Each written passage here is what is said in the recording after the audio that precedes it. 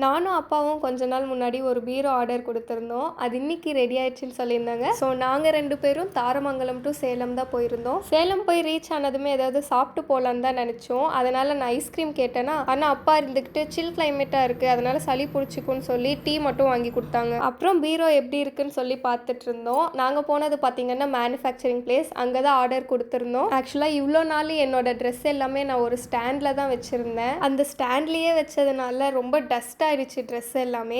அது மட்டும் இல்லாம ஸ்பேஸும் கொஞ்சம் பத்தல.